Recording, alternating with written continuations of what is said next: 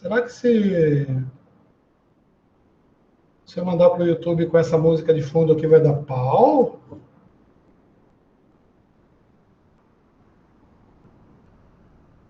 A gente nunca sabe, né? Bom, então vamos lá, vamos continuar aqui, só que agora é uma importância maior, né, para a aula, né? Porque quem vos fala aqui é o capitão Olímpio César Calderaro, da nave estelar Pegasus.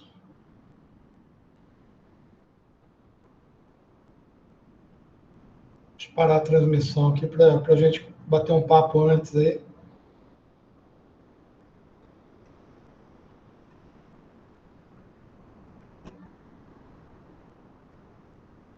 Então, moçada, tudo bom aí? A gente está na segunda parte da aula. Hoje a aula vai ser um pouco mais importante do que as outras, né? Afinal de contas, eu estou falando em nome da federação.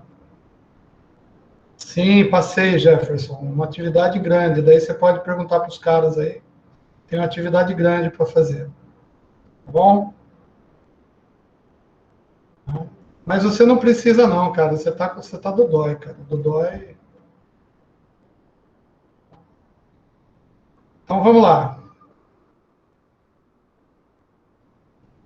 apresentar de novo aí o...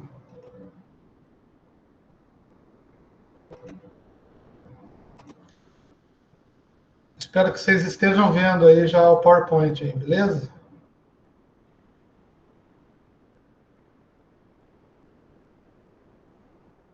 Tá. O que a gente estava falando, então, é que esse daqui que a gente está vendo é um modelo, tá, defendido por Michael Porter, e é um modelo das forças competitivas. Tá? Então, ele está dando algumas diretrizes, né, para que esse modelo seja implementado. Primeira coisa é para a estratégia básica, estratégica básica que ele determina, é para alinhar a TI com os objetivos do negócio. Bom? Então, para fazer isso daí, a gente primeiro tem que identificar a estratégia e as metas do negócio. Beleza. Tá? Tem que transformar as metas estratégicas em atividades e processos concretos. Geralmente, a gente já tem um sistema implementado na empresa.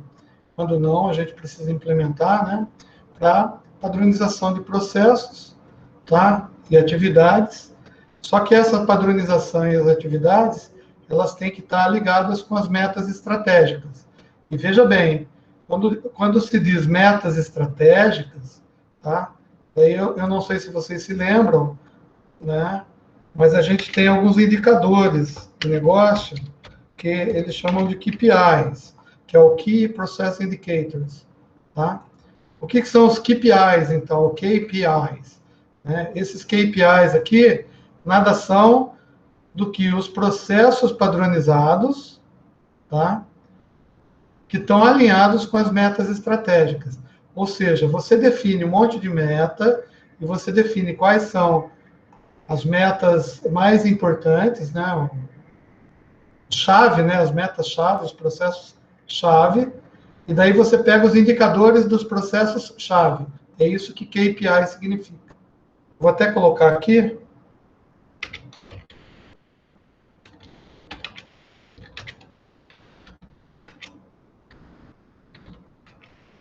Eu já sei, vocês estavam pensando que eu ia voltar como Spock, né, cara? Ah, não. Eu estou quase conseguindo uma patente nova.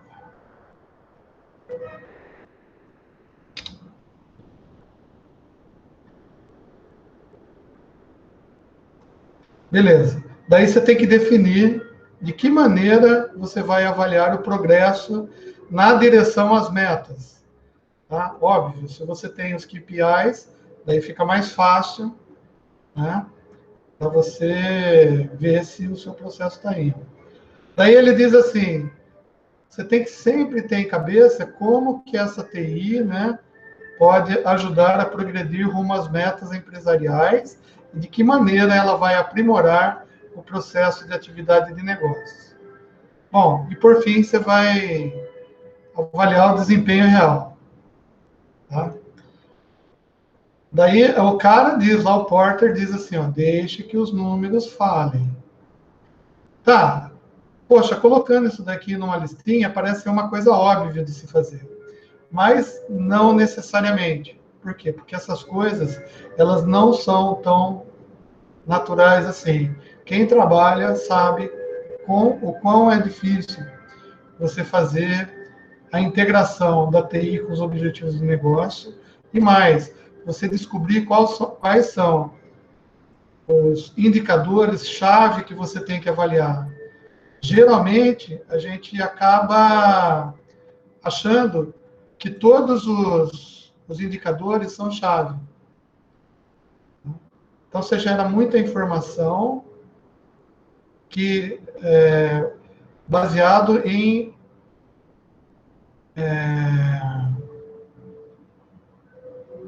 o Jefferson, todos estão me vendo aí, porque o Jefferson perguntou se eu caí. Ah, deve ser a net dele, né? É isso?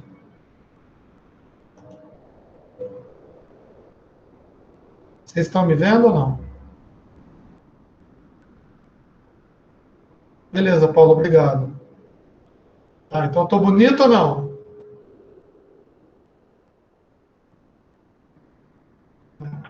Sempre tem Também um. sou fã, né?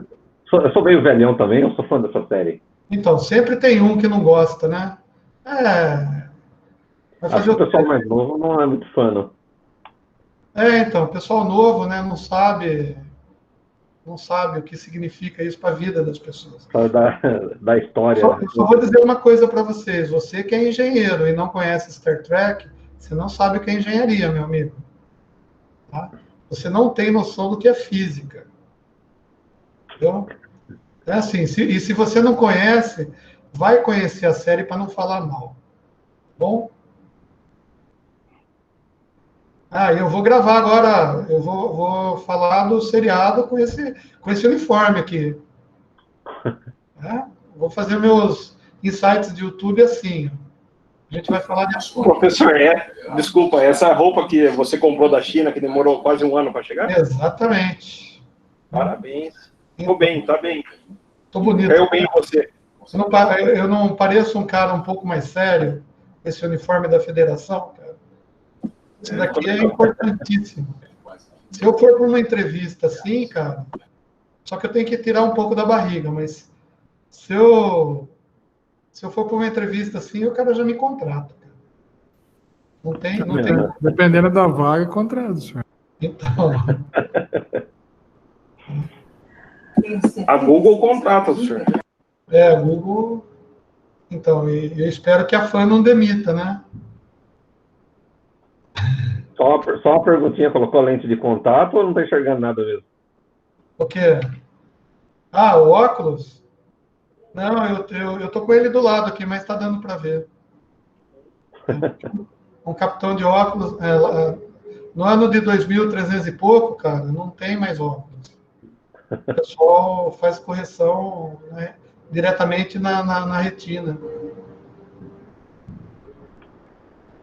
Então, só que é o seguinte, a gente está falando das estratégias, dos sistemas, né, de informação, e daí o cara fala de 4 estratégias básicas.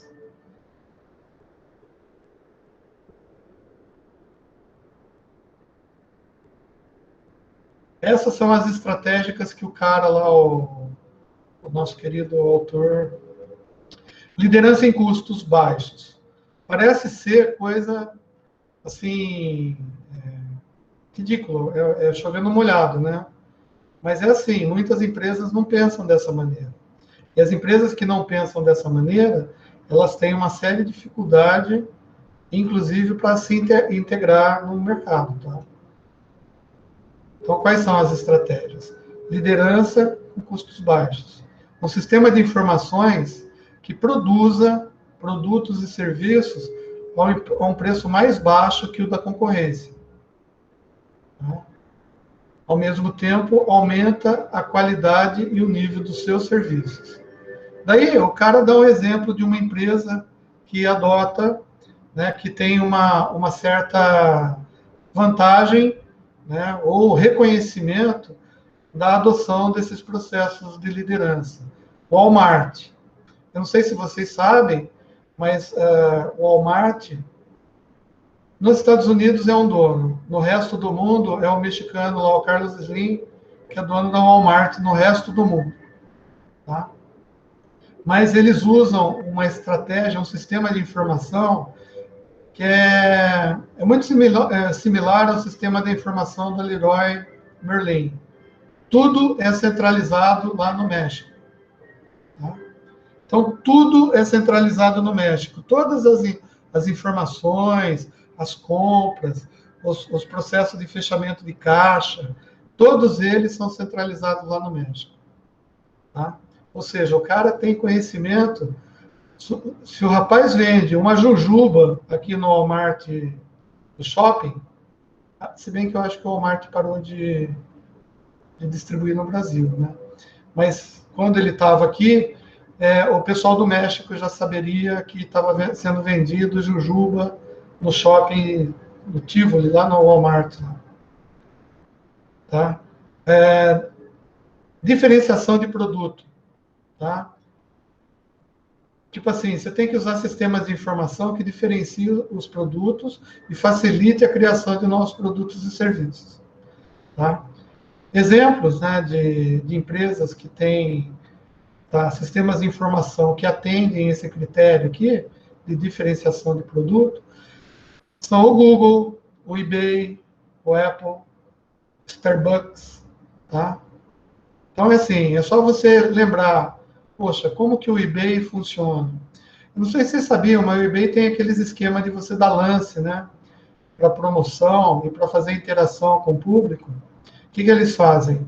Eles simplesmente colocam possibilidade de você, em alguns produtos, eles fazem leilão, né? E daí você dá um lance que você acha que o produto vende. Se ninguém der um lance maior, você arrebata o produto, arremata, né, que eles dizem, o produto. Poxa, é um sistema legal, né? Se o Mercado Livre colocasse alguns produtos, né, com esse tipo de venda, talvez eles ganhassem mais dinheiro. Mas o problema é que eles usam essa informação, né, dentro daquele sistema de social business, tá, para manter o cliente fiel, né, cliente interessado. Imagina você entra num sistema de e-commerce, né, de comércio eletrônico, onde você pode ter alguns produtos que você dá lances, né, para adquirir. E detalhe, esses produtos que estão em promoção no eBay, eles não têm lance mínimo. Então, você pode colocar lá R$1, por exemplo. Sei lá, o cara está vendendo um computador lá, sei lá. Daí você dá R$1 de lance. Cara, e aquilo fica durante 24 horas lá, ou uma semana, tá? Tem um timer, e vai contando. E daí as pessoas que querem adquirir aquele bem, eles vão dando lance, vão dando lance. O professor tem um exemplo desse daí também, um aplicativo para transporte, tipo Uber, que é o InDriver. Ele permite você dar lance também para a corrida. Ele te fala mais ou menos quanto é, e aí você fala, não, mas eu quero pagar tanto. E aí, se o cara aceitar, morreu. Entendi. Um exemplo mais perto da gente aqui também. Então, é bom, né? Porque se a gente fala Google, eBay, Apple, poxa, são empresas que são parâmetros nacionais, né? Ou internacionais, parâmetros mundiais, né? Mas a gente sabe que tem empresas, então, perto da gente, que já utilizam desses sistemas. Isso é muito importante. Foco em nichos de mercado, tá? Eles dizem assim, ó, você tem que usar o sistema de informação para facilitar a estratégia focada em um único nicho de mercado. Tipo assim, um grande erro que algumas empresas cometem é quando eles começam a fazer o sistema de informação, tá? Principalmente sistemas de informação utilizados para lidar com o público, com o mercado, o consumidor, para vendas, tá? Eles querem resolver todos os problemas, tá? E geralmente as estratégias de implementação de sistemas de informação, elas devem focar em apenas um ambiente. Primeiro, fazer aquilo funcionar e depois focar em outros ambientes, tá? Então, é isso aí. Intimidade com o cliente e o fornecedor. Poxa, usar sistemas de informação para desenvolver laços mais fortes com seus clientes e fornecedores, tá? Para conquistar a lealdade do cliente. Veja bem, isso tá dentro de um modelo de forças competitivas elaborado por Michael Porter, tá? Para conquistar a vantagem competitiva, tá? E ele está dando algumas estratégias de implementação. Daí eu faço a pergunta a vocês: se nós implementarmos o modelo conforme o Michael Porter sugere, a gente tem certeza que a gente vai ter sucesso na empresa onde a gente está implementando isso? Essa é uma pergunta que eu faço. Eu acho que não. Tá? Já pergunto e respondo para vocês. Eu acho que não. Vai depender muito da estrutura da empresa, da estrutura organizacional da empresa. Vai depender do clima organizacional, ou seja, vai depender de uma série de fatores que a gente pode esquecer, e esse modelo não está levando em consideração. Não? Então, muitas vezes, a gente acha fácil implementar um modelo numa empresa, mas nem sempre é fácil. O sistema de informação tem algumas peculiaridades, tá? E a gente tem que ver essas peculiaridades. Uma coisa é sabido, tá? Hoje em dia, a gente não consegue fazer nada sem internet, tá? Então, a gente tem que avaliar também nos nossos estudos, tá? Qual é o impacto que a internet tem nessa vantagem competitiva que a gente está propondo, tá? E aí, assim, é falar da internet mesmo, como um todo, tá? E daí, obviamente, né, a gente tem também, tá, uma tabelinha, né, no livro, lá tem todo um texto grande falando do impacto da internet. Por quê? Porque a internet é muito importante na vida de todos nós. Hoje é indispensável, né? Eu acho que a internet hoje em dia é mais indispensável do que os produtos que eram feitos até então. Por exemplo, você consegue viver sem uma geladeira? Talvez sim. Sem um forno de micro-ondas? Talvez sim. Sem um telefone? Talvez sim. Mas sem internet hoje em dia, cara, você não faz nada. Você não assiste televisão, você não consegue obter informações sobre essas coisas, você não consegue obter notícias, ninguém mais está comprando jornal.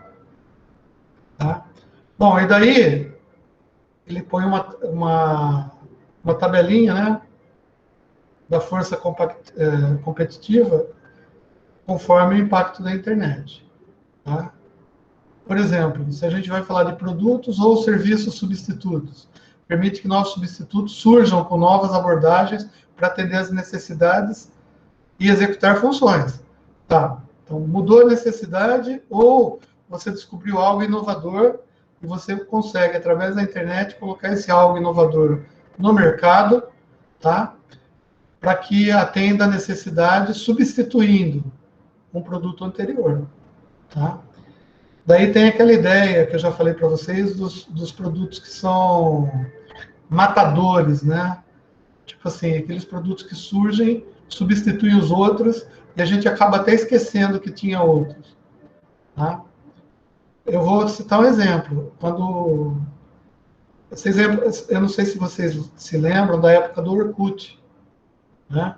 Então, na época do Orkut, a grande maioria aí talvez se lembre, não sei. Tá? Mas o fato é que o Orkut, ele foi engolido, massacrado pelo Facebook. Tá? E o Orkut foi o primeiro que surgiu, que ele tinha algumas dificuldades no início. Primeiro parecia ser um bate-papo, assim, bate-papo que você podia bater com muitas pessoas, né? As pessoas visitavam o seu perfil lá, via o que você pensava. A gente jogava Fazenda Feliz, era todo mundo lindo e maravilhoso. E daí começou a surgir o Facebook foi crescendo, foi crescendo. O Facebook permitia que você tivesse foto, coisa que o Orkut no início não permitia. Daí o Orkut tentou se adaptar também, colocou possibilidade de passar foto. Tá? Mas no final das contas, o produto substituto, que no caso era o Facebook, cara, ele simplesmente engoliu o Orkut. Tá? O lançamento de CD, né? Isso ainda dentro das killer technologies, né, que a gente fala. Por exemplo, o lançamento do CD, tá? Em princípio, ele matou a indústria de vitrolas. Aí você fala assim, mas o pessoal ainda usa long play, tem banda que grava long play.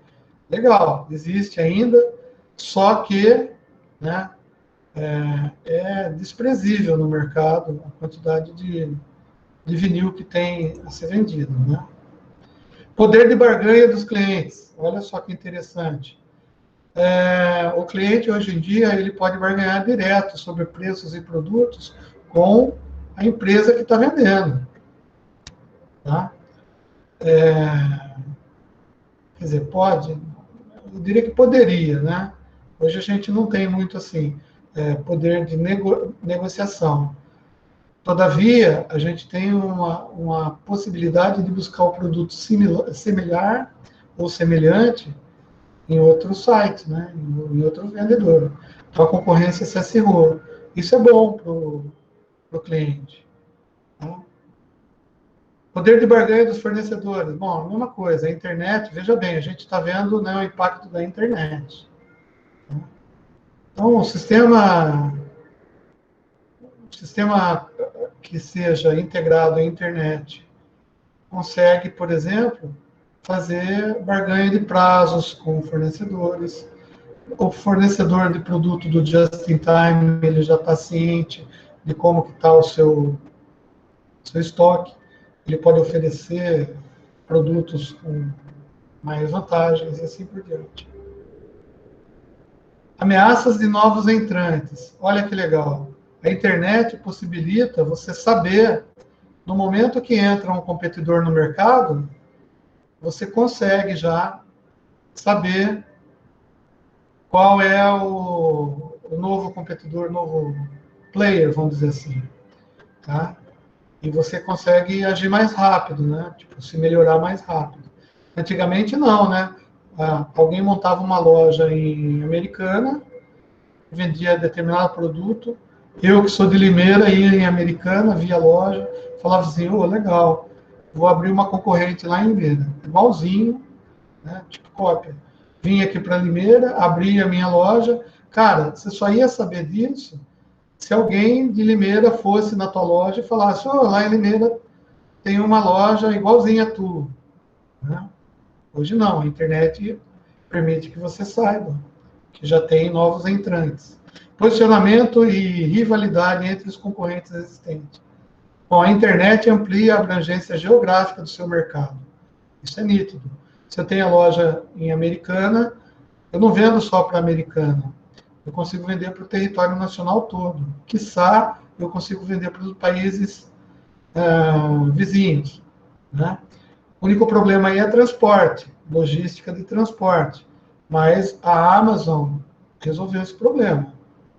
Aí você fala assim, mas eu não sou a Amazon. Então vamos mais próximo. A Kabum resolveu esse problema. né? A Kabum, se não me engano, é uma loja que surgiu aqui em Limeira, né? E hoje ela vende bastante. Beleza? Tá. Seguindo aí o que o livro nos impele, né? É o seguinte: quando a gente está tratando da implementação desses modelos, tá? Então, o modelo é um modelo. Se é um modelo, ele tem que ter, além de tabelinha, não sei o que lá, né, as táticas, as estratégias que a gente tem que avaliar, o modelo tem que apresentar um modo visual de você entender, né? Então, eis aqui o modelo que o cara sugeriu, tá? O sistema de informação, tá? Que tende a aplicar, né, uma vantagem competitiva, né, que é esse modelo de forças competitivas defendido por aquele cara, tá? Ele tende a apresentar alguma coisa nesse sentido. Tá? Então, ele classifica algumas atividades como sendo atividades de apoio, tá? Classifica algumas atividades da empresa como sendo atividades primárias, tá? E isso daqui entra, né, no que ele chama de cadeia de valores da empresa. Só que a cadeia de valores da empresa, tá, ela é formada, tá, por uma cadeia de valores maior, que é a cadeia de fornecedores, né, os caras que fornecem matéria-prima para os fornecedores produzirem ou fazerem as coisas intermediárias, né? Tipo assim, um fornecedor de borracha vai vender matéria-prima para Goodyear, tá? Para fazer os pneus, para entregar os pneus para a Toyota, né? Ou para a Volkswagen, ou para a GM, tá? Que vai vender o carro feito para as empresas aí de consumo, né? De representantes aí automobilísticas aí, concessionários, vamos dizer assim, né? Que vão vender o carro para o cliente. Então, veja bem, a gente está falando da empresa, do sistema de informação, daquela empresa hipotética que a gente foi contratado para resolver o problema de vez. Tá? E, dentro das estratégias que a gente usa, se a gente for usar o modelo definido por esse cara, tá? A gente vai ter que dividir a empresa nessa maneira. E, como qualquer implementador de sistemas de informação, olha que interessante, a gente vai ter que ter know-how de todas essas áreas aqui, né? Como todas as áreas atuam, tanto as atividades de apoio, atividades primárias, e você pode saber, né, ou ter em mente, que dentro de qualquer dessas atividades, a gente eventualmente tem vários departamentos da empresa que estão fazendo parte, são usuários, se utilizam do sistema de informação ou são fornecedores de dados para outros sistemas de informação. Então, quando você mapeia a empresa para fazer a implementação de um sistema de informação, você vê que o teu trabalho é muito importante. E lembre-se, você é engenheiro, você foi contratado por causa daquela entrevista hipotética que eu falei para a gente. Você vai ter que conhecer um pouco, né, das atividades de administração e gerenciamento da empresa, todos os sistemas eletrônicos de agendamento de mensagens que a empresa usa, a parte de comunicação, a parte de clima, tá? Parte de recursos humanos, como que é feito o planejamento de recursos humanos, tá? Como que o planejamento e controle da produção interage com recursos humanos para planejar a força de trabalho, tá? A parte tecnológica, né? Como que os CADs da empresa, os processos, que CAD, né?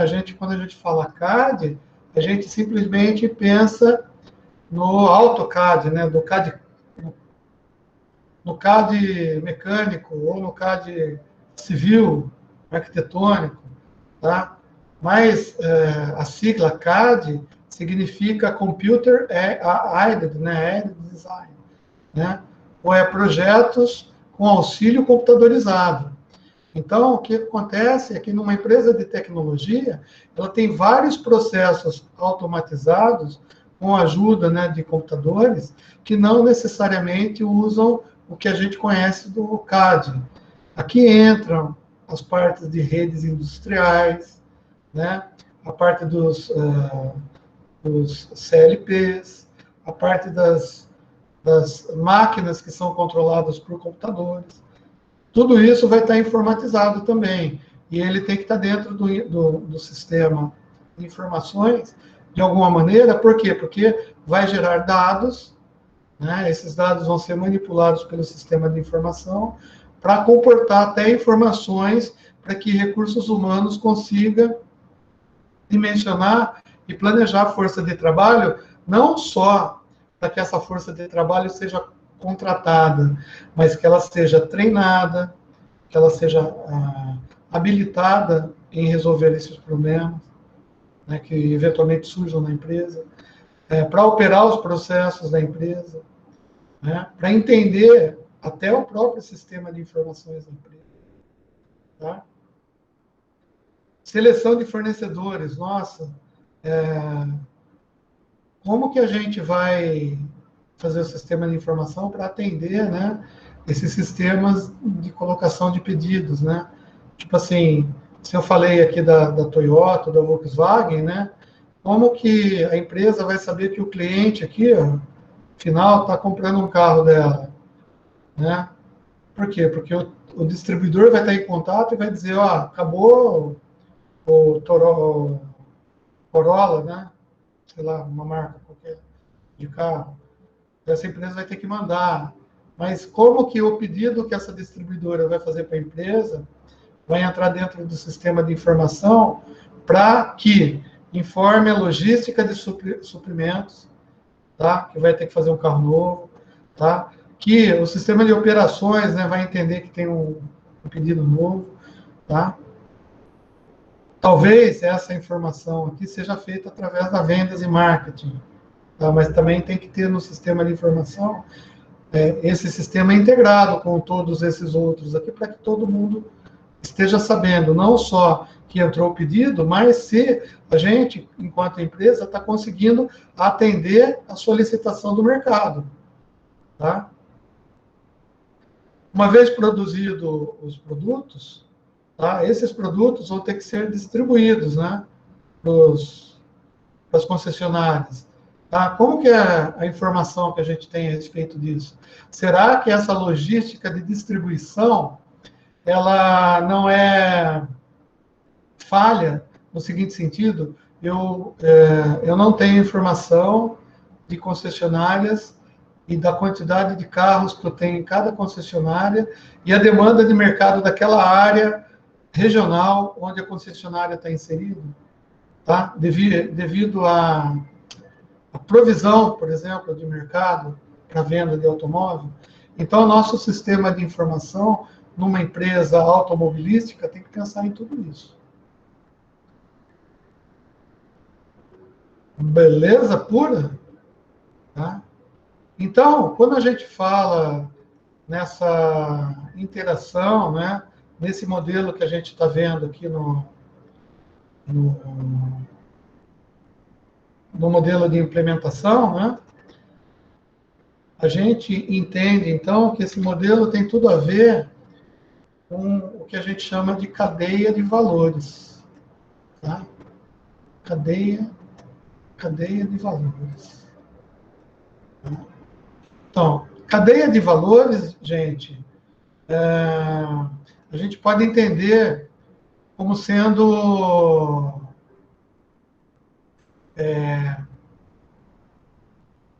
porque que cada flechinha, cada setinha daquela que a gente estava olhando no slide anterior, que é essa daqui, ó, tá?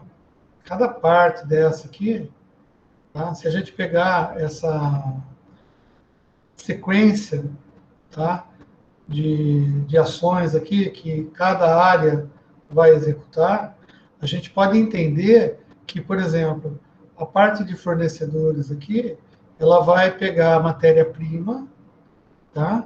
E vai transformar, agregando valor ao produto que ela recebe, tá? Então, o que a gente chama de cadeia de valor, tá? É quando você tem uma série de procedimentos, por exemplo, de processos, de áreas, de empresas, né? Porque é genérico isso daqui. Então, generalizando, a gente tem uma coisa 1, uma coisa 2, uma coisa 3, uma coisa 4, verdinha, uma coisa 5. E a gente sabe que as matérias passadas dessa coisa 1 para a coisa 2, quando ela chega na coisa 2, antes dela passar da coisa 2 para a coisa 3, ela agrega valor. E a gente chama isso daqui de cadeia de valores. Tá? Eu não sei se vocês se lembram também, tá? Mas a gente viu também na aula de planejamento, controle da produção, tá? Um negócio que a gente chamava de... Atenção... VAC. Vocês se lembram disso? Eu espero que eu tenha... eu espero que pelo menos traga alguma... Sim, eu já escutei, já vi isso em algum lugar. Tá? O que é VAC? Exatamente a tradução de Value Added Chain, né? Ou cadeia de valor agregado. Isso daqui que está sendo descrito, tá? O cara não deu esse nome, mas é uma cadeia de valor agregado. Talvez ele aqui, né? Ele tenha engolido de fome a palavra agregado, mas subentenda-se isso, tá? E ela, obviamente, ela tem uma razão de existir. Então, vamos ver. Vamos definir o que é uma rede de valor. Tá? De acordo com a definição desse mancebo aí que a gente está estudando. Tá? Tá? Ele diz que uma rede de valor é um conjunto de empresas independentes ou setores independentes ou áreas independentes que utilizam a tecnologia da informação, portanto, sistemas de informação, para coordenar as próprias cadeias de valores, né, das entidades individuais e fabricar um produto ou prestar um serviço coletivamente para um determinado mercado. Nossa, parece uma definição complexa, né? Mas se a gente for ler passo a passo, a gente vai entender o que é uma rede de valor. Tá? E essa rede de valor, esse termo, ele serve tanto para... Né? Deixa eu centralizar aqui para ficar mais baixo, não sei. Ele serve tanto para, tá?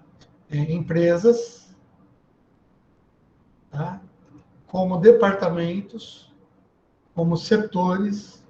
Você pode entender também processos, ou seja, a rede de valor é um termo genérico utilizado, tá? Mas ele tem a significância dele porque ele define exatamente que você possa, através dessa cadeia de valor, tá, se utilizar de uma tecnologia para coordenar as suas próprias cadeias de valores. Olha só, um processo, né? Tá, uma rede de valor de processos, tá? A gente sabe que o processo tem várias tarefas, certo? Então, se a gente entrar num processo, uma cadeia de valores de processo, significa que um processo que está dentro de uma cadeia de valor, ele pode utilizar as informações dessa cadeia de valor que são trazidas para esse processo, através de tecnologia da informação ou dos sistemas de informação, para que esse processo agregue valor à sua própria cadeia de valor. Nossa, é uma coisa, né, É um negócio que faz um loop, né? Na cabeça da gente, né? A gente entende um negócio mais ou menos assim, né?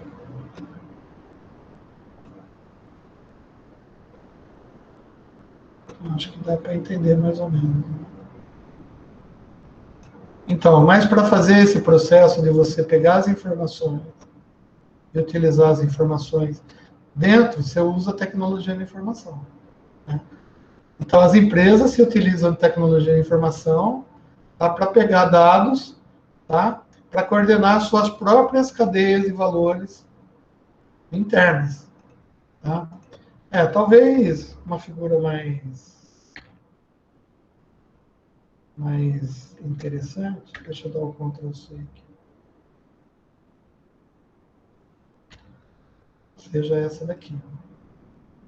Que também não vai dar para pôr aqui, eu vou pôr num outro slide que eu vou aumentar ela para a gente conseguir enxergar os desenhos aí. Tá? Eu espero que você esteja enxergando o grandão. Eu não estou vendo o chat. Deixa eu pôr o chat para ver. Eu estou conseguindo ver tranquilo aqui, professor. Ah, então tá bom. Obrigado. Tá? Então é assim. Tá? Um jeito de explicar, né? Você, para agregar valor, né, no seu sistema de informação, você pega e faz alianças estratégicas com outras empresas, né, que vão fornecer para você informação e matéria-prima. Tá? Você também faz a mesma coisa com os fornecedores. Tá? E, de uma certa maneira, você estabelece também essa informação com os clientes. Tá? Então, o que acontece? O nosso sistema de informação aqui, ele pode trabalhar em nível de setor, nível de empresa, tá? Em nível, né, de sistema de ERP. Espero que vocês lembrem também, a gente já discutiu isso em aula, né? Que é o Enterprise Resource Planning. Vocês lembram a diferença de ERP para MRP, né? Que é o Material Resource Planning? Ah, bonito, hein? Se não se lembram, vão lá nas aulas lá de planejamento e controle da produção, que a gente discutiu isso tudo. Tá? Então, o nosso entendimento já é melhor para entender, né, como que se processa esse modelo aqui. Então, se a gente tem o nosso sistema de informação permeando aqui, né, tá? A gente tem todos os dados de todas as áreas entrando aqui na minha empresa, tá? E esse sistema aí, ele se comunica, obviamente, com todos os sistemas, ou as informações, pelo menos, né? São compartilhadas com todas essas bolotinhas aqui. Tá? E a gente faz isso através de... Lembra daquele conceito de extranet? Tá? A extranet nada mais é do que uma área, né, como se eu tivesse aqui no meu sistema de informação, tá? Uma área específica aqui, tá? Que é, obviamente... Deixa eu pôr uma corzinha assim, azulzinha. Tá? É uma área interna da nossa empresa aqui, né? Que através de um gateway, uma interface eletrônica, ela consegue se comunicar, né, com a internet. Tá? Daí a gente chama isso de extranet. Tá? Então, o que acontece na extranet, gente? O cara que tem acesso à nossa empresa através de uma extranet, ele tem acesso a informações delimitadas, a uma área delimitada. Lembram-se do curso de redes de computadores? Lembra que tinha lá uma rede que a gente chamava de DMZ? Não, né? Espero que alguém se lembra disso daí? Nossa, você está puxando as coisas lá do arco da véia. Então, tá? Mas essas informações que foram passadas para a gente, de uma certa maneira, elas se complementam, né? Daí você tem uma DMZ na empresa, que é uma área demilitarizada, que a gente chama, tá? Tem todo um aparato aqui de firewall, né? Para não deixar que o cara, um hacker, alguém aqui, entre dentro do sistema de informação da empresa e faça coisas que não são permitidas, tá? Mas nessa área aqui, o que a gente tem? A gente tem uma comunicação com a internet, que a gente chama de extranet, tá? Então, essa extranet é uma página de internet, só que quando o cara entra lá, ele está entrando num computador que está dentro de uma empresa determinada e que está conectado ao sistema de informação da empresa.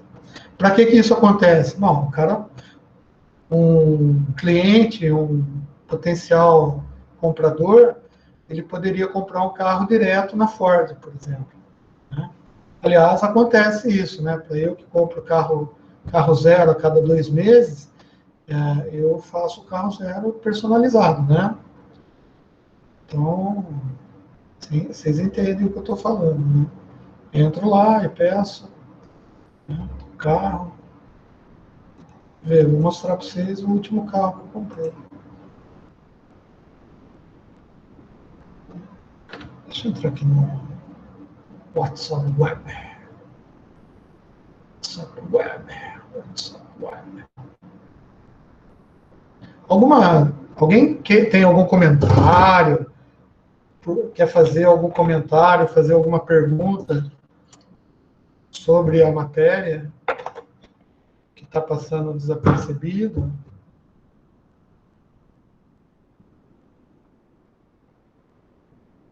Não. Uma pergunta aberta. Estou esperando contato.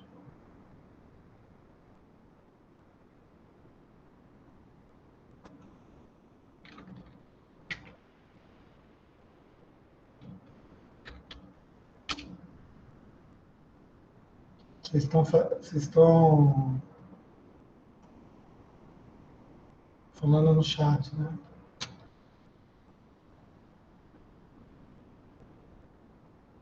Ou seja, ninguém quer falar nada, quer perguntar nada. É uma matéria tão chata que ninguém tem sequer dúvida. Eu comprei esse carro aqui, ó. A última aquisição.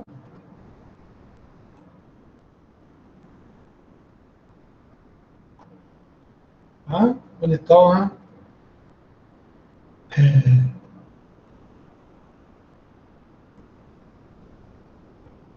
Vamos lá.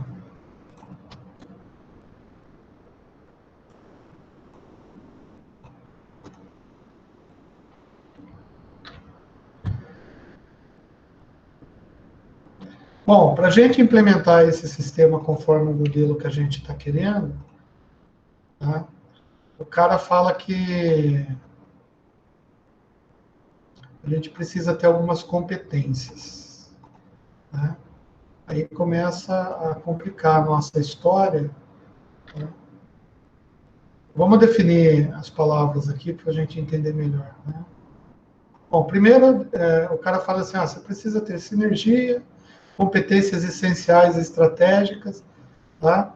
Obviamente, se a gente está num sistema de informação, essa sinergia, competência essencial e estratégia tem que ser baseadas na rede, né? Porque se a gente está falando de sistema de informação computadorizado da empresa, tá? Como que a gente desenvolve a sinergia? Então, o que é essa palavra sinergia? Tá? Deixa eu aumentar as letras. Sinergia é desenvolvida quando as saídas de algumas unidades podem ser usadas como entradas para as outras. Ou quando duas organizações podem compartilhar mercados e... Nossa Senhora! Né? Daí é um tipo de definição, tá? Que não diz nada para mim. Assim, eu, particularmente, não gostei da definição do cara. Tá? Deixa eu pegar uma outra definição aqui. Sinergia, né? Porque eu prefiro o dicionário. Tá? Sinergia, na realidade, ó, eu não sei nem de onde eu peguei aqui essa definição, foi do Google, tá, pessoal? Que é Google Ctrl+C, Ctrl+V, tá? Olha o que é a definição de sinergia. Significa cooperação. Tá?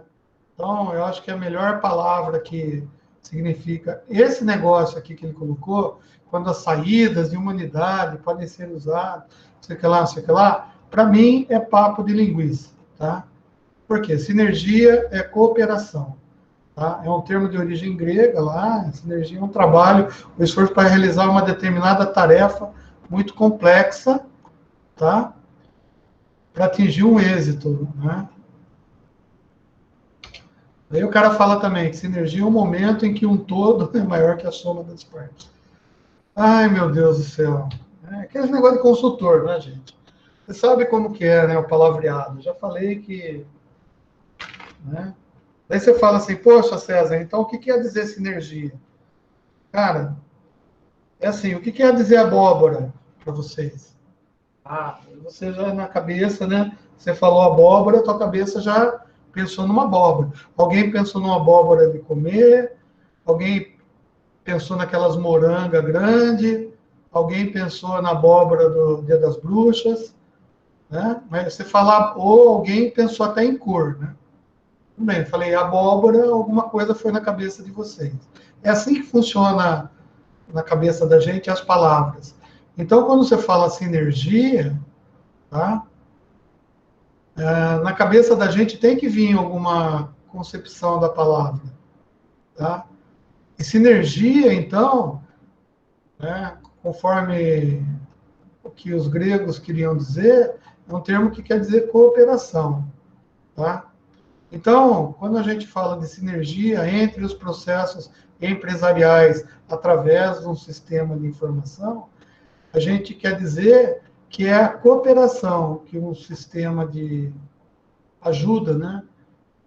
Fornecimento de dados, que um sistema existente pode fazer com o outro. Então, sinergia é você conseguir colocar os dois para prosear um com o outro, tá? Isso, muitas vezes, conforme o Jefferson falou para a gente, no chat, tá? Essa sinergia demora, não é de um dia para o outro. Tá? Sinergia do SAP lá, faz 2 anos e não conseguiram. Por quê? Porque a gente vai ver que por trás dessa teoria toda bonita, maravilhosa, a gente também tem o mundo real, né? E quando você fala, é muito bonito você colocar no papel, né? Quando as saídas das unidades anteriores podem ser usadas como entradas das outras. Pô, bonita essa definição, né?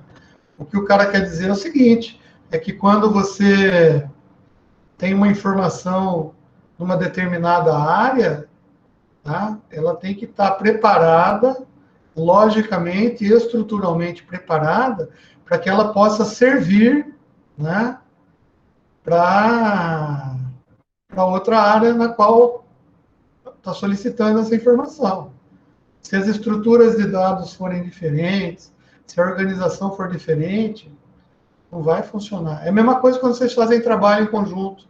Quando o professor manda vocês fazerem trabalho, daí vocês falam assim, bom, vamos dividir, pode fazer grupo de 5? Pode. Beleza, então um fica... Nossa, o Guilherme foi embora. Tipo assim, um fica para fazer o capítulo 1, outro fica para fazer o capítulo 2, outro fica para fazer o capítulo 3, outro fica para fazer o capítulo 4, e daí o que acontece? E um fica para compilar tudo, né? Daí é o seguinte, cara, se cada um entregar o texto, as fotos, fora de um padrão, ou de uma maneira desorganizada, tá? O cara que vai juntar tudo, meu amigo, vai ter um trabalho do cão, concorda? Então, as coisas têm que ser feitas de uma forma sinérgica, tá? O Jefferson colocou aqui no chat, vocês estão lendo aí, sinergia e integração de várias frentes de trabalho para um objetivo específico. Eu vou até copiar esse caso aqui e colocar aqui no nosso slide, que é mais ou menos a mesma coisa. Então, eu poderia ficar 2 horas aqui falando de sinergia para vocês. Tá? Então, não precisa ficar 2 horas falando sobre sinergia. O que você precisa saber, né, é que quando alguém fala de sinergia, alguma coisa tem que acontecer na tua cabeça para você raciocinar e levar direto para uma informação que tem conteúdo, né? Ou seja, você saiba a significância da palavra sinergia. Da mesma maneira que quando eu falo abóbora, alguma coisa vai para a tua cabeça. Tá? E daí tem sinergia em trabalhos, sinergia nas empresas, sinergia nas áreas e sinergia nos sistemas de informação. Bom, daí o cara falou de competência essencial. O que é competência essencial? É uma atividade na qual uma empresa é líder de campo. Lembra que eu falei também? Olha, parece que eu tirei desse livro aqui, né? Aquelas informações. World Class Companies. Né? Então, daqui você já sabe. Né? Nossa Senhora, escrevi o World de uma maneira bem estapafúrdia aqui, né? World Class Companies. Tá? São companhias de classe mundial, geralmente multinacionais. Mas não só por ela existir em muitos países. Não é essa a idade. É que ela domina, né? Competência essencial é a atividade na qual uma empresa domina a área, né? Serve de referência para outras. Tá? Você lembra? A gente pegou uma tabelinha aqui, talvez essa aqui, tá? Não. Sei lá onde a gente colocou. Cadê a tabelinha? Essa tabelinha que tem aqui, ó. A gente pegou empresas que servem de referência, tá? Que de repente são líderes na sua área de atuação, tá? Então, a gente tem que trabalhar, né, para que na implementação do nosso sistema a gente atenda essa competência essencial da empresa, ou transforme a empresa, tá, de tal maneira que ela surja no mercado, se transforme numa world class company. Tá? E, obviamente, a gente tem que falar também das estratégias baseadas em rede, né? Tá? Quais são as estratégias? Pô, uso da economia de rede em um modelo de empresa virtual. Tá? O que o cara quer dizer é o seguinte: você tem que reduzir os custos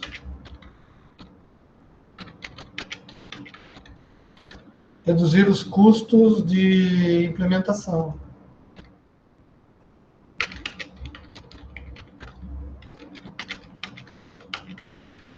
Do seu sistema de informação.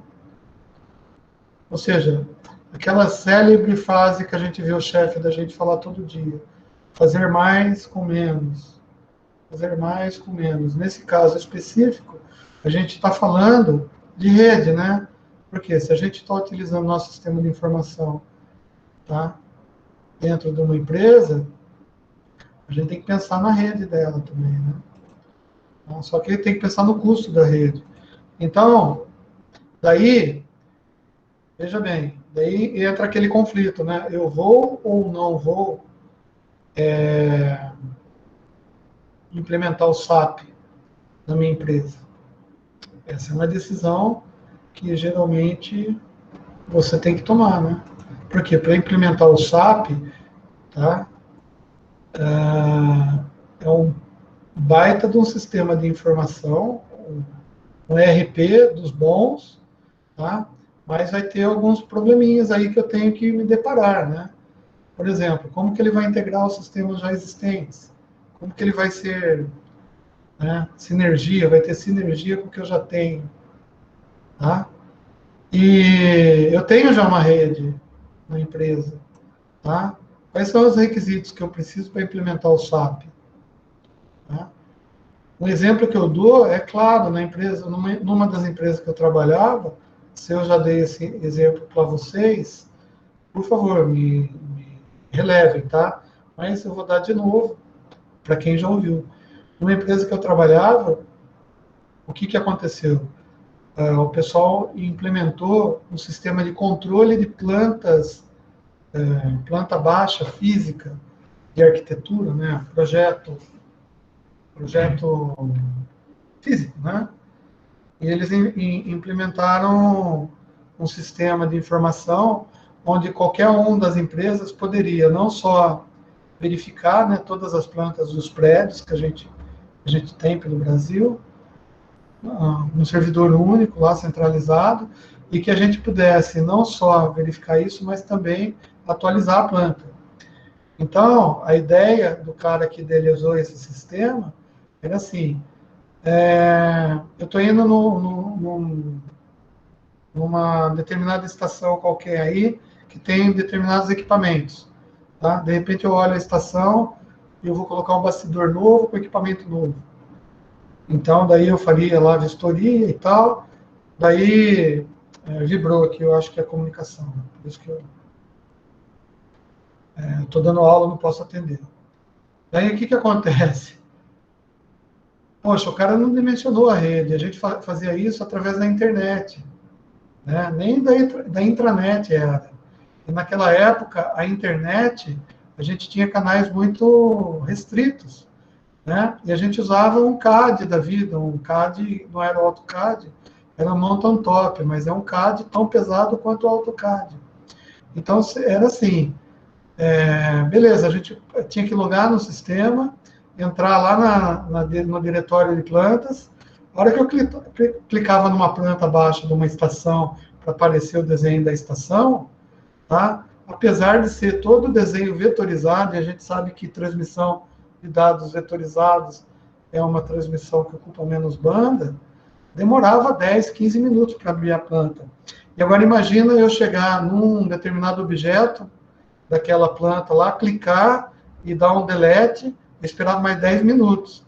Daí, se eu fosse desenhar um quadrado, que nem eu faço aqui no negócio, veja bem, eu estava desenhando lá no servidor.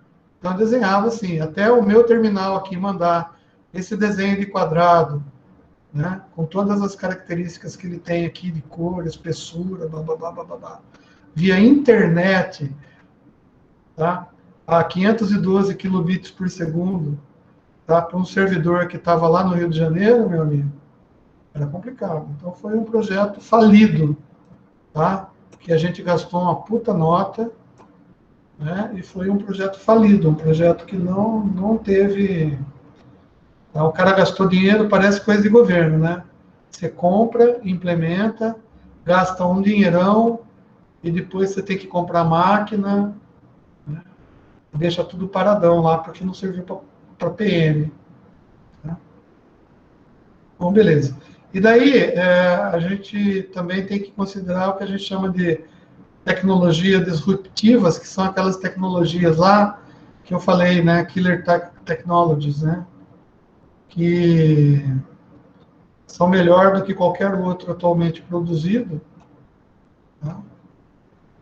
E daí ele acaba substituindo os produtos antigos no mercado.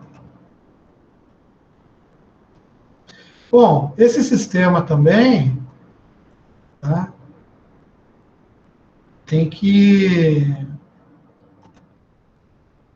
entender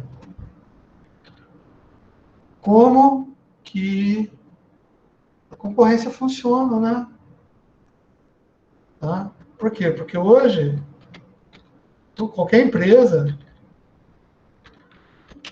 tá, tem concorrência em escala global. Tá? Porque a gente está na internet, né? A nossa extranet está funcionando, então qualquer um pode comprar da gente. Tá? Se a gente está fazendo um sistema de informação, além de considerar todos aqueles dados que eu falei, que a gente pode adquirir no mercado através de pesquisa nos sistemas sociais, blá, blá, blá, blá, blá, blá, tá? a gente também tem que pensar que a gente está num mundo globalizado, então a gente tem que entender, né, o nosso sistema, né, de informatização, o nosso sistema de informação, tem que entender as estratégias que seguem o mercado global e fazer com que ele também siga essa mesma estratégia. Então, é por isso que alguns, inadvertidamente, talvez no afã de seguir as estratégias globais, o cara implementa o SAP na empresa dele. Tá? Daí ele implementa o SAP na empresa dele porque é o sistema de informação que ele tem, ou o cara lá, o engenheiro que ele contratou lá, está querendo seguir as estratégias globais. Então ele fala assim, a concorrente lá tem um SAP. Se a gente não pôr SAP aqui, a gente vai pro beleléu. Só que ele não faz uma análise estrutural da situação para saber se essa ideia que ele teve, né, está certa ou não. Ele simplesmente sai implementando o SAP porque na cabeça dele ele pensou abóbora, entendeu? Abóbora. Saiu da faculdade, pensou abóbora, vai pôr abóbora. Tá? Então, veja bem, o Jefferson acabou de perguntar aqui no chat que o volume de informação que as empresas coletam no mercado, a gente sabe que é um volume muito grande. Tem até um conceito que, por enquanto, a gente não falou, tá? Mas a gente pode colocar aqui, que tem a ver com a pergunta, tá? É o que os especialistas chamam de Big Data. Tá? Então, tá. Mas a pergunta dele não era sobre Big Data, é saber o seguinte, como que a empresa consegue gerenciar e guardar essa quantidade enorme de informações que a gente tem na internet, né? Aí, e trazer isso daí mais, né? Trazer isso daí para dentro da empresa, para dentro do nosso sistema de informação. Essa é uma preocupação, né? Porque a gente entende que um sistema de informação, teoricamente, se você está pegando informação de todas as empresas que são, por exemplo, concorrentes, e de todos os clientes em potencial, e de tudo que o cliente está falando na rede a respeito de você, e de tudo que os seus planejamentos lá interno está fazendo, e de todas as comunicações que você está tendo com todas as empresas que são fornecedoras, né? E mais ainda, controlar o estoque, controlar a pessoa, controlar o cartão de ponto, controlar o acesso à internet. Cara, é muito dado, né? É muito dado. Como que a gente trata isso? Nesse livro, que é o livro que a gente está usando, isso daí vai ser tratado lá no capítulo 8, se não me engano, tá? Porque a gente vai ter que arranjar maneiras de organizar isso, tá? Então, eu já dei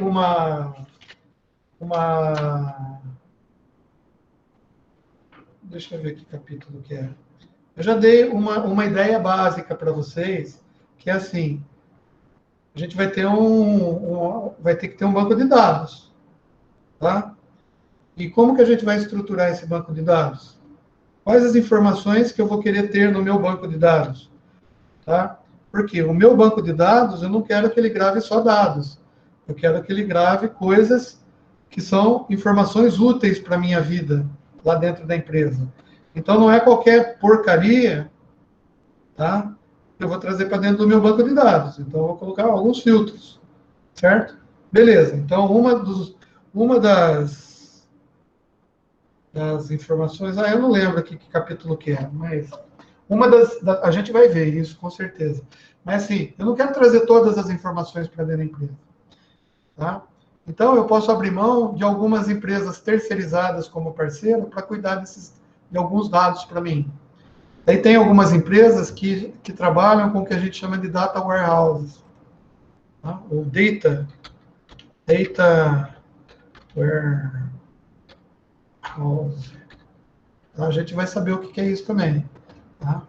São empresas tipo IBM. O Paulo deve saber bastante, porque ele trabalha com isso. Não trabalha nessa área, mas trabalha perto, tá? São empresas como a IBM, a Oracle, ela vende soluções para a tua empresa para armazenamento de dados. Tipo assim, ó, ela fala assim, aliás, é o TCC do Paulo, né, Paulão? Eu acho que se ele estiver ouvindo aí, é o TCC dele. Tipo assim, Sim. não É é? essa a ideia. Isso. Você fornecer espaço de dados dentro de um servidor maior, tá? Para uma empresa, para ela guardar dados que façam parte do sistema de informação dela, né? Então, praticamente, você terceiriza o banco de dados. Só que para você fazer essa terceirização de banco de dados, tá? A empresa, ela até vende o serviço de gerenciamento do banco também. Mas o dado que está lá dentro é você que decide, tá? Então, você tem que saber qual é o dado que você vai colocar. Se você começar a enfiar sujeira, cara, o teu data warehouse vai guardar só a sujeira, não vai servir de nada para você. Então, o maior problema não é com a quantidade de dados. A gente diria que o maior problema é com a qualidade dos dados. Tá? Lembrando que dados não são informações, né? Então, nesse momento aqui do data warehouse, tá? A gente provavelmente já não está falando de dados. A gente já está falando de dados manipulados por nós mesmos. Tá? Nós estamos falando de informação. Então, os data warehouse vão guardar informação. E daí é o seguinte, o cara que sai porra louca fazendo implementação de sistemas de qualidade, sistemas de informação nas empresas, sem ter o devido conhecimento, tipo assim, o cara fez um cursinho de consultoria ISO 9000, né? Lá fez aqueles cursos para certificação, e daí ele é contratado para uma empresa para implantar um sistema de informação na empresa, né? Só que com aquele conhecimento que ele tem lá do ISO 9000, ele acha que ele já sabe fazer as coisas, tá? Daí ele sai louco fazendo padronização de processo, se esquecendo que a única coisa que ele sabe fazer, não é a única coisa, né? A única coisa que aquele curso o habilitou a fazer, tá? É a implementação de um sistema de qualidade baseado numa norma ISO 9000, beleza? Só que ele acha que aquilo é o sucesso da vida dele. E ele vai fazendo. Só que daí, quando ele vai conversar com o pessoal de TI, o cara de TI, por exemplo, ele fez engenharia elétrica aqui na nossa faculdade. E ele aprendeu sistemas de informação. Ele vai chegar para esse cara que quer implementar o sistema ISO e vai falar assim, cara, o nosso sistema de informação é um pouco mais complexo. Por quê? Porque os dados que eu armazeno no meu banco de dados não são dados. Tá? Então não adianta você vir com um monte de itens de controle, itens de verificação, não sei o que lá, não sei o que lá, porque isso para mim não vai servir. Tá? Eu vou guardar no meu data warehouse aqui, que eu pago caro para a IBM, só coisa útil, porque eu pago por megabyte guardado lá. Eu comprei por isso. Então não adianta você vir assim com o sistema de rotina, né, com o processo de rotina do operador XYZ da máquina 35. Tá? Isso é um sistema que, para o cara de operacional, é um fator decisivo para a produção dele, concorda? Ele saber quanto que a máquina está produzindo, qual que é o desvio, quantas peças erradas, entendeu? Se a máquina está funcionando bem, se não está, se ela está dando muito defeito. São informações operacionais lá do cara. Mas como o processo está padronizado, esse processo vai gerar. Vai ter um molequinho lá, o estagiário, que vai todo dia, vai ficar marcando as cartas de controle. Depois vai ter a namorada do estagiário, que vai sentar no computador, vai pegar essa tabelinha que o cara fez na mão, passar no Excel, né? Vai ter você, estagiário de engenharia, que vai pegar esse Excel que a mocinha, a namorada do estagiário fez no Excel, para transformar isso daí em informação gerencial, num PowerPoint bonito, com um gráfico de peixe, com não sei o que lá, para que o seu gerente leve na reunião que ele tem com o gerente dele. Está vendo como que vem a cadeia? Mas a decisão de saber se esses dados que o molequinho gera lá em papel, que é passado para o Excel, deve ser transformado em informação para ser colocado no data warehouse do sistema de informação da empresa, aí vai uma distância muito grande. E só o cara que tem uma visão gerencial de todo o sistema, ele vai ter essa visão, vai saber se é necessário ou não. Por quê? Porque gerar dados, tem nego que gera dado, cara, até para justificar o serviço dele. Tá? Tem nego que sai por aí, cara, fazendo processo. Daí ele fala, minha área tem 80 processos padronizados. Tá? Cada processo gera 5 itens de controle. E os processos têm mais 80 itens de verificação. Olha a quantidade de dados que você tem. Isso falando só de um processo interno de produção de uma empresa. Tá?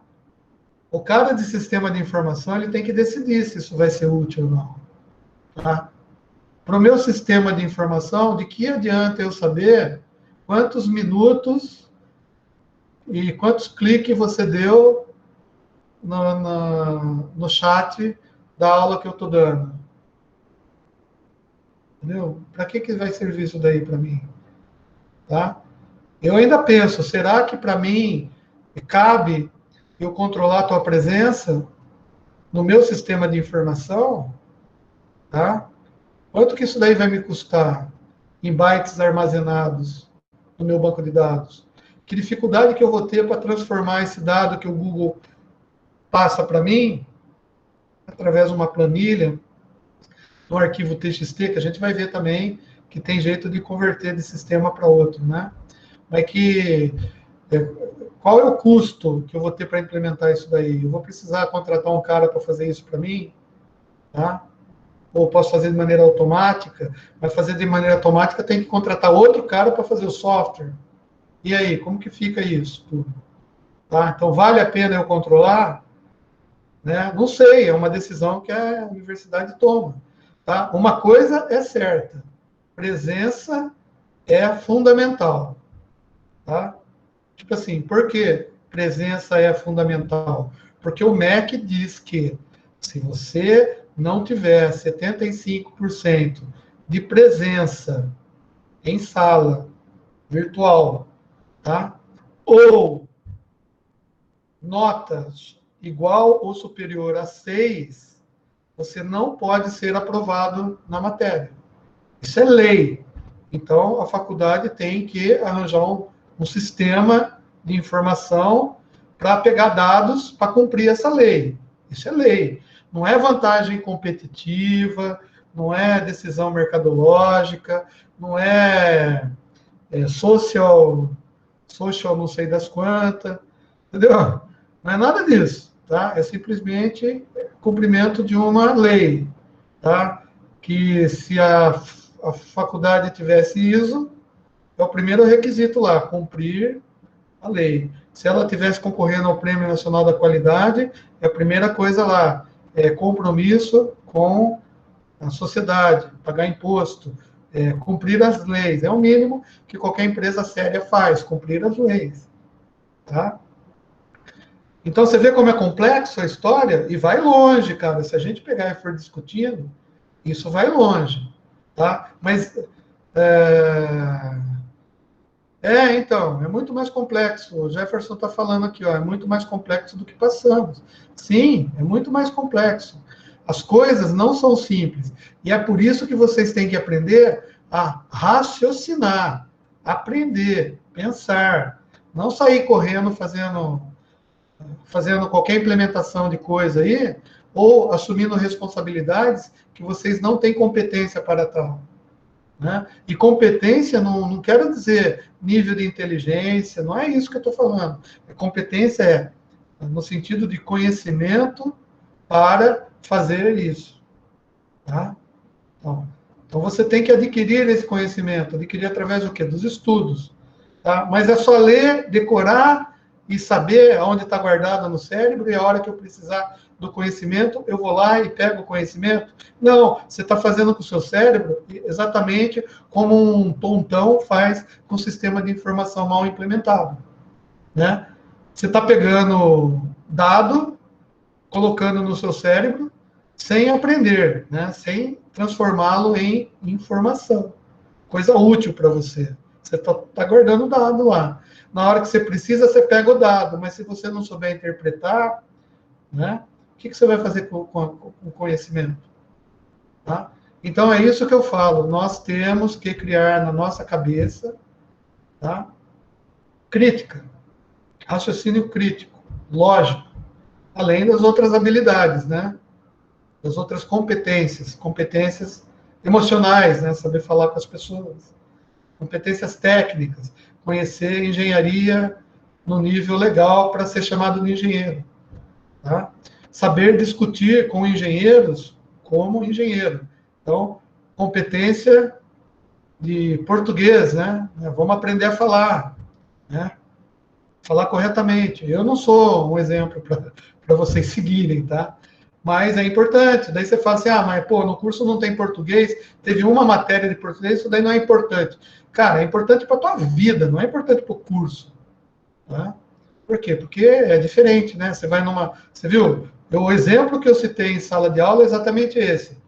Você vai para uma entrevista, se você falar chique, uns termos que o cara vai achar que você é o suprassumo da história, tá? E é assim que a gente é enganado, porque tem um monte de consultor, de empresário, de engenheiro picareta no mercado, cara, e ele está ganhando muito mais que você, está trabalhando muito melhor que você, entendeu? Por quê? Porque você diz assim, ele é político, né? Ele é político, porque sabe falar, sabe se comportar, sabe enganar os outros, né? Então, assim, não estou dizendo que vocês têm que ser enganadores, né? O que a faculdade está promovendo e permitindo a vocês é que vocês tenham essa habilidade e essa competência de análise crítica com relação aos fatos. Você viu, né? Eu vim aqui e não concordei com o que o cara escreveu. Por que não concordei? Porque eu não concordei, não gostei. Achei que não estava legal, então eu corrijo. Vamos para o Google sabe mais que o cara. Tá? Sinergia, não gostei do que o cara escreveu. No contexto, ele quando escreveu isso, com certeza ele estava pensando de um jeito. Mas eu que estou lendo, não estou entendendo o jeito que o cara estava pensando. Então, eu não consigo reproduzir o pensamento dele quando ele estava fazendo essa frase que, para mim, eu achei só blá, blá, blá, aqui não serve para nada. Entendeu? Agora, essa outra serve. Tá? É o termo da origem grega. Sinergia é um trabalho ou esforço para realizar uma determinada tarefa muito complexa e poder atingir seu êxito final. Aqui eu entendi. Agora, eu vou usar essa palavra em qual contexto? Tem N contextos, né? Mas a gente precisa saber. Tá bom? Só para terminar a aula aqui, que a gente já está...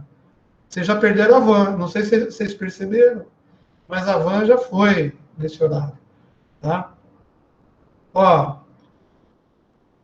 ele diz que tem 4 maneiras de organizar negócios internacionais. Por que negócios internacionais? Porque o cara quer uma estratégia global, né? Então, a estratégia global, juntamente com o sistema de informação internos, coloca os fabricantes em contato praticamente instantâneo com os fornecedores. Blá, blá, blá também. Blá, blá, blá para escrever lixo. Lixo não, eu ia falar livro, não lixo.